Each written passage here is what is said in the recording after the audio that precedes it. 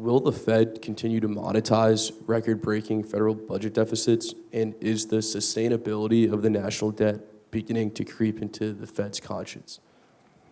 Yeah, so I actually think about it a little differently than how you put it. I don't think we're actively monetizing the debt. We have a balance sheet. It includes treasuries, and that is part of the way that the federal government raises money.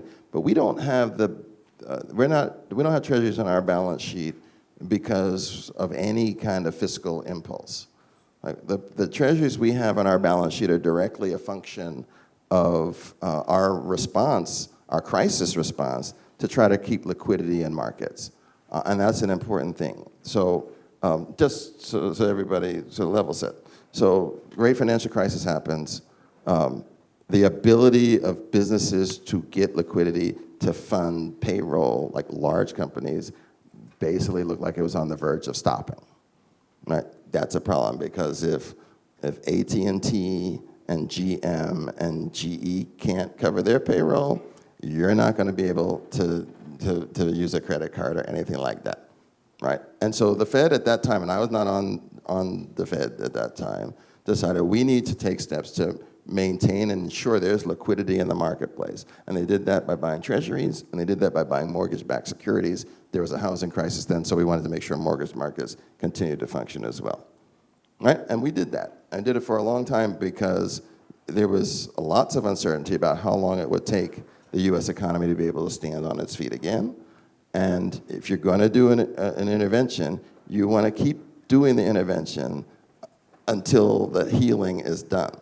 You don't want to just stop taking the medication before you're fully healed, because then you're going to get sick again. Right? Then the great financial crisis. Then COVID happens. Same concerns about liquidity. Right? So we bought all these things. We have a balance sheet that includes them on them. We are actually today trying to reduce the size of our balance sheet. So every month we are selling, well, when treasuries mature, we're not buying them back, right, to the same extent. We're trying to do it in an orderly way so that we don't disrupt these markets and cause them to not function. But it is very much in an emergency, you do emergency things.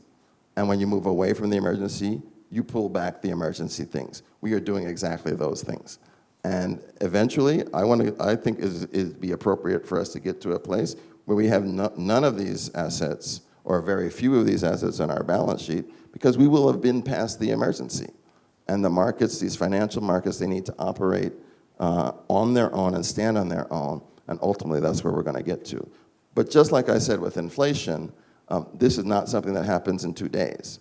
Right? This is something that's going to take some time, and we're going to do all we can to get our balance sheet to where it needs to get to.